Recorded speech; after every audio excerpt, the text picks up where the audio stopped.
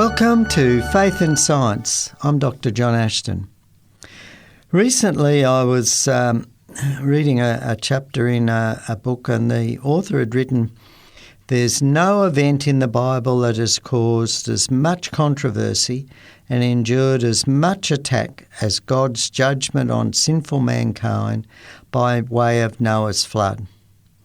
And went on, "This treatment of Noah's flood is not meant to be comprehensive, but rather aims to demonstrate the plausibility of the episode and the evidence for its historicity." And so the chapter went on to provide, scientific evidence and archaeological evidence for the flood.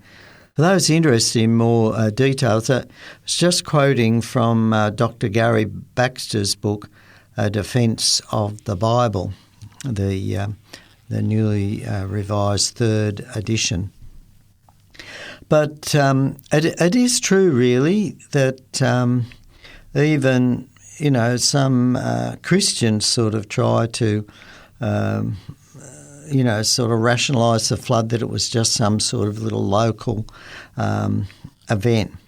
But one of the things that made me think about this topic for today was the current news release about the discovery in 2021 of a very large ichthyosaur, which is a type of marine creature. I believe it's related to the dolphin-type family, but this was a very large marine predator.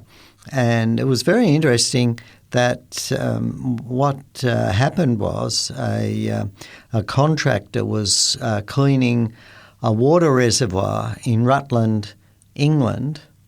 And if you think of Rutland as a county in England, if you look at a map of England, and on the eastern side or the right-hand side, you've got this large round section that sticks out into the English Channel area there.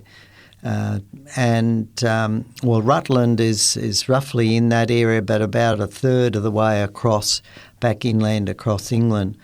And so, it's fair way inland. And so this contractor was cleaning out this water reservoir there, and noticed these fossil vertebrae, huge vertebrae, protruding in the mud at the bottom. And alerted, he thought, wow, I found something here. And because what had happened was the reservoir during the cleaning process was drained out, and so in the mud at the bottom they found this creature in the clay there. And it was huge. It was 33 foot long, or 10 metres long, and a very well preserved specimen. And it made me think, that what's a marine creature that I understand lived in saltwater doing way over there in England. And I've also talked about for example, the discovery of a pod of whale remains on the mountains in Peru. And all these things to me clearly point that the Earth as we know it was very different in the past. And I've also talked about, for example, similar marine plesiosaur creatures, very large ones of those that were found just recently in Queensland, and I've been to some of those sites. And what impresses me is, for example, when they're finding some of these remains and some of the other giant creatures that they're finding now in Queensland, the bones and the fossilised versions of the bones are quite on the surface, protruding out of the ground. And when you think about how these creatures have to be buried and buried rapidly, otherwise they're eaten by scavengers and broken down. So to get a very large, complete skeleton like this one that they've just found at Rutland intact there, obviously points to rapid burial. And I think that, this is one of the examples we've talked about before, as I've talked about the issues for the flood. But, when you think about it, what would we really expect to see today as a result of a worldwide flood? What would we expect to see? Well, we'd expect that most of the world would be covered by sedimentary layers. That's like rock that's laid down underwater. And that's exactly what we find. That's and if you look up scientific articles on this and geology textbooks and even Wikipedia, they point out that the surface of the Earth is covered by this thin layer of sedimentary rock. It's just this thin layer where compared to the rest of the thickness of the crust. The other thing is that the Noah's flood describes this very catastrophic event that occurred on the earth. We would expect then, as all these rocks ground up and moved and turned to sand and so forth, and then distributed, we'd expect that as things settled after the flood and this massive turbulence that buried forests and so forth, we'd expect stratificational layering of the rocks.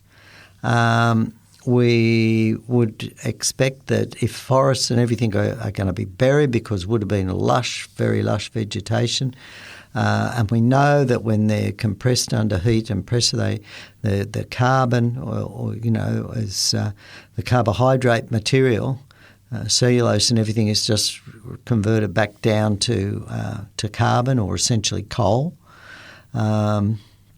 And that's, again, what we find, massive coal seams around the world.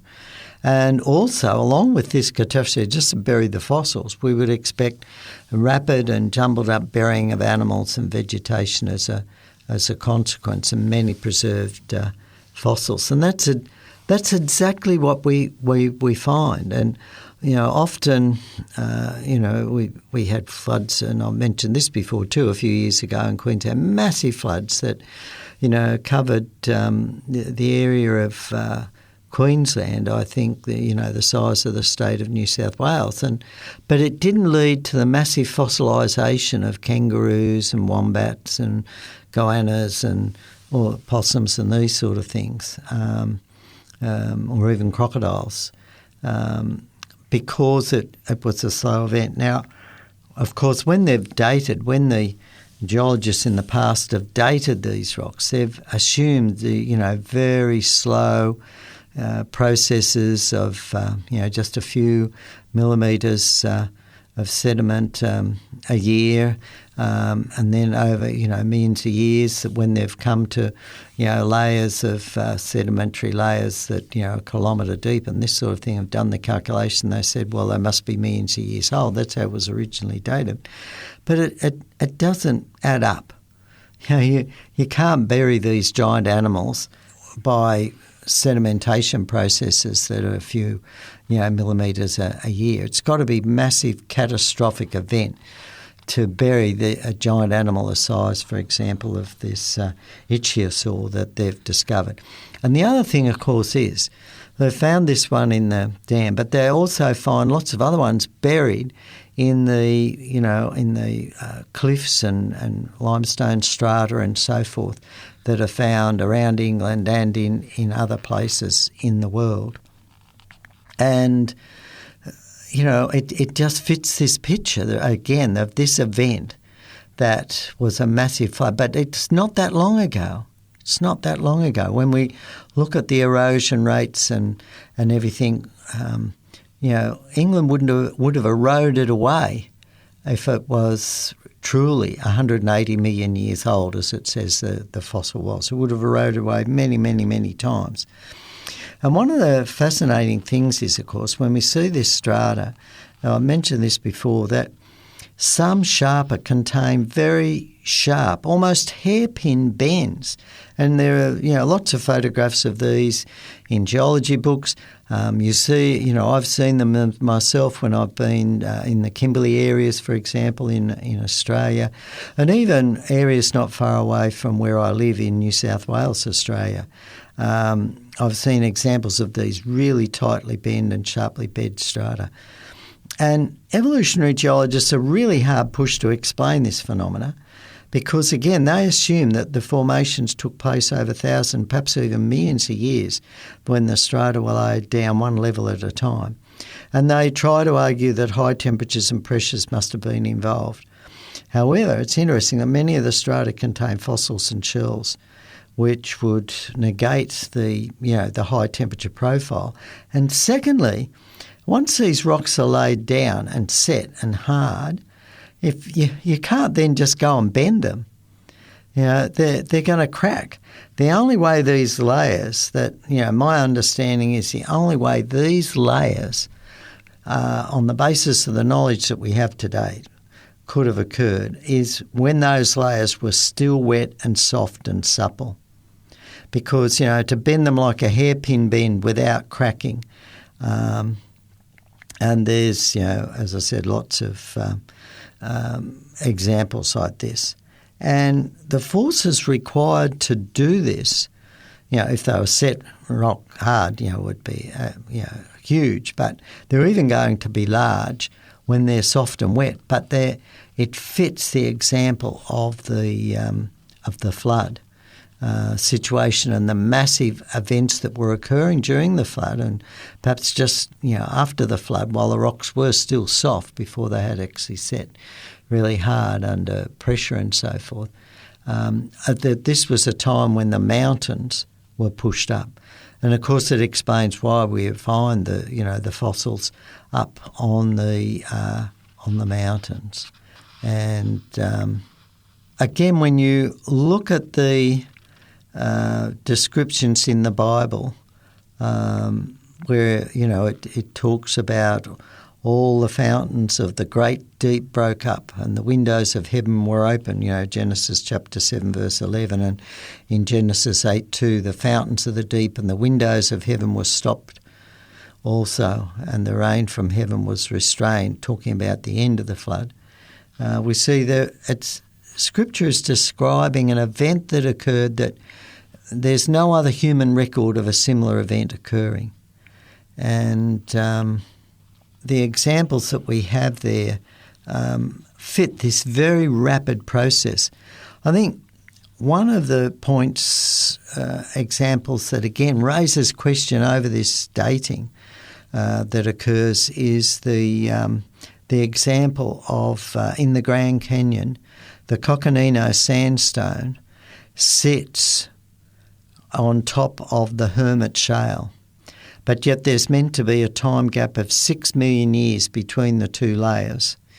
But when you look at the two layers, and I've seen photographs of this and it's been pointed out, the bottom layer, the Hermit Shale, is virtually dead flat. It's smooth. And then sitting on top of that is the Coconino sandstone, which was supposed to become 6 million years later. Yet there's no evidence of erosion that would have occurred over the 6 million years. It's a perfect, as if the two layers were laid down one after the other on top of one another. Of course, when you look through the textbooks, you can see the photographs of trees, the remains of fossils of trees that have been buried vertically, and they go through many, many layers. For example, Dr. Derek Ager, AGER, who was Emeritus Professor of Geology at the University of College of Swansea, put out a book and did quite a bit of work and argues for a catastrophic past, although he's not a creationist and young Earth person. But he gave the estimate that the age of the strata that these trees pass through is 100,000 years. And he concludes that, this is ridiculous. And so, again, we need to understand that there are major, major problems with the dating systems that geologists apply to dating these rocks and putting these massive ages. And we have the evidence before our eyes, as Professor Ager points out, that you can't have trees, fossils of trees, passing through strata that are then dated 100,000 years. That strata must have all been laid down at the time that those trees were buried, and they happened to be, floating in the water, floating as they'd become saturated different amounts vertically. And of course they saw that happened after the eruption at Mount St Helens, that violent eruption, when a lot of trees were damaged, washed into the lake there, and they were floating vertically in the lake. And it's interesting, often the tree stems have been ripped out and separated from their root systems and the foliage bits of the stems of the trees. So we have all this powerful evidence for the description of the flood that is there.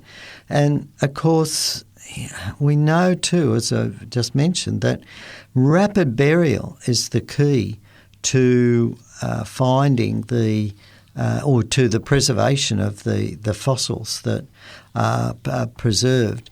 And one of the interesting arguments that has been come to light reasonably recent, there was a New Scientist article in November 26, 2011, page 12 actually, and what happened was that a scientist, Alicia Cutler, and her colleagues at Brigham Young University in Utah did some experiments to see what would happen to dinosaurs if they drowned. Because one of the things is that a lot of the dinosaur remains that have been found, the dinosaurs where they've got a complete skeleton, and a lot of the skeleton materials are broken up. So when the animals died, and in the subsequent action, they were broken up and mixed up with other animals and creatures. But where the ones that are intact, they have a particular pose, and that pose is the head is thrown back, as if the head is thrown right back, and the tail is the hind limbs are bent up, and the tail is extended. And it's this dead dino posture is actually called Opisthotonus, Opisthotonus.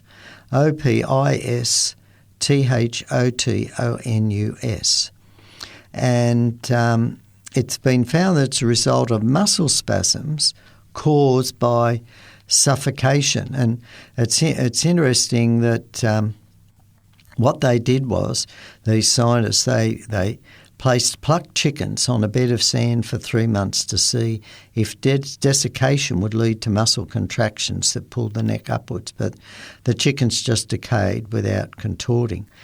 But when chickens were placed into cool, fresh water, their necks arched and their heads were thrown back within seconds. And that was reported to the Society of Vertebrate Paleontology at a conference in Las Vegas back in 2011.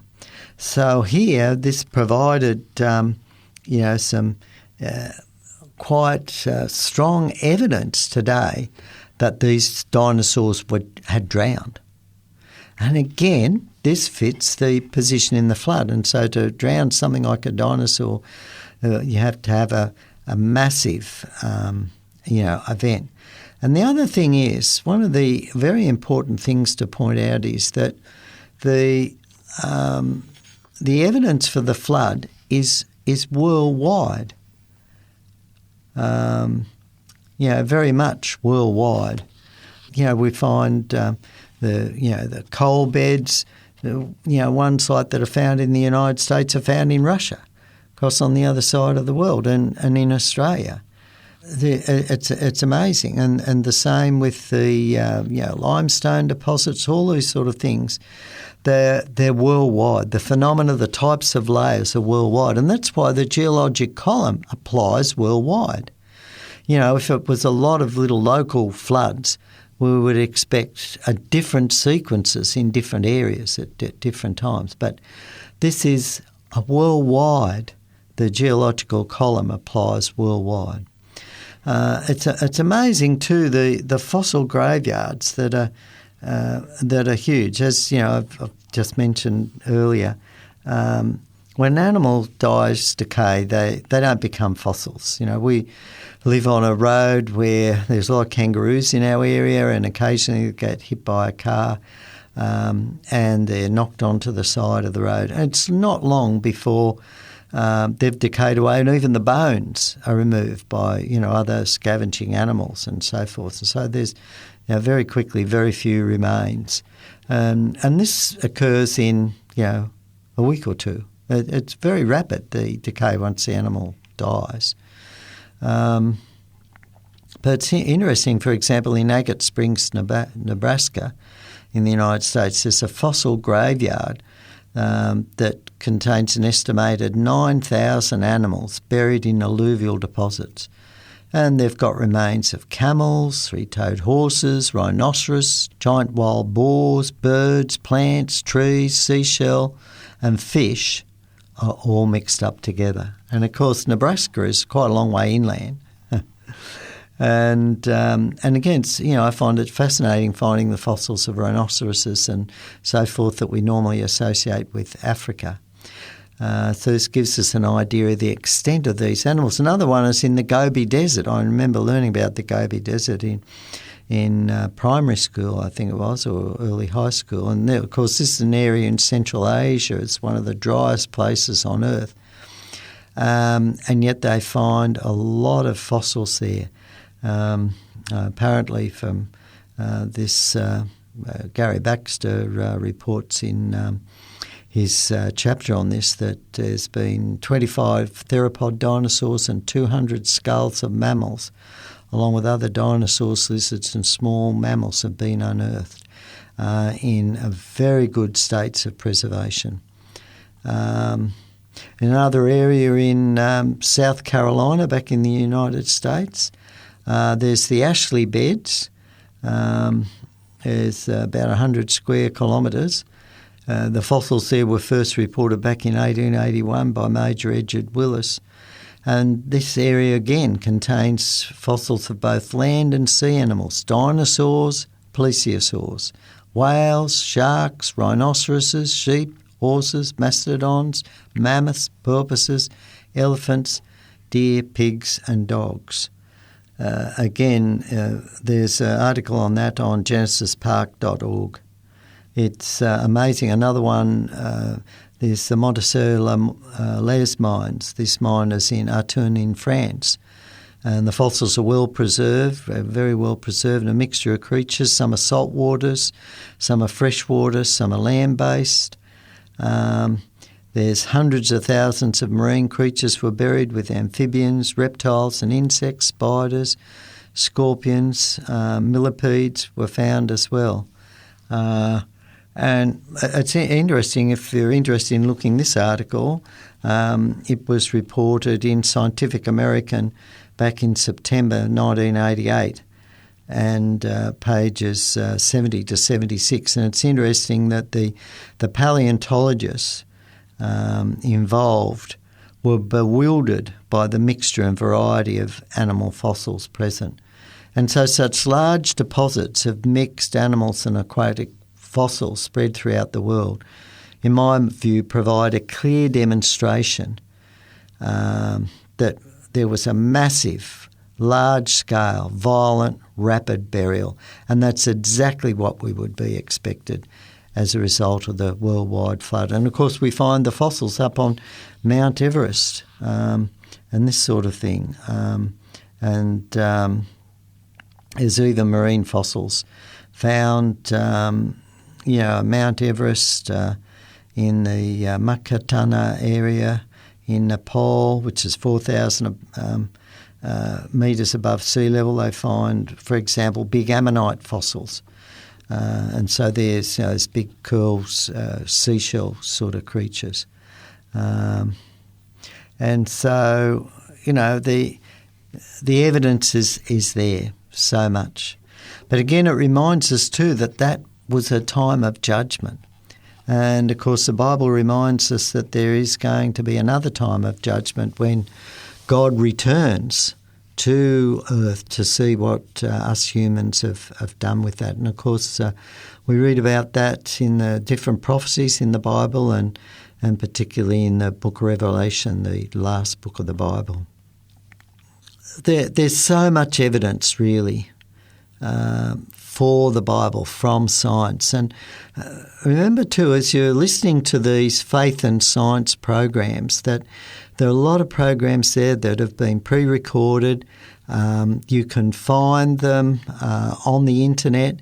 If you Google 3ABN Australia, all one word, .org.au, remember the AU on the end, and click on the radio button and then click on the listen and you'll see the Faith and Science program. Click on it, and as you scroll down, you can keep scrolling down, and there are lots and lots of presentations there that I've given over several years now that cover a whole range of topics. And and I'd like to encourage you, if you're listening, to go there. And if you have interest in any areas and more evidence that science, the evidence that we can gain from scientific observations today support the Bible. There are so many topics, and the different headings explain what the topic is on. There's a massive amount of evidence out there. And I'd like to encourage you to search out the program there. And when you find something interesting, send the link to friends. Send the link to young people that may be dealing with these issues at school. Help your friends to become aware that there's massive evidence out there to support the historicity and the scientific accuracy of the Bible. You've been listening to Faith and Science. I'm Dr. John Ashton. Have a great day.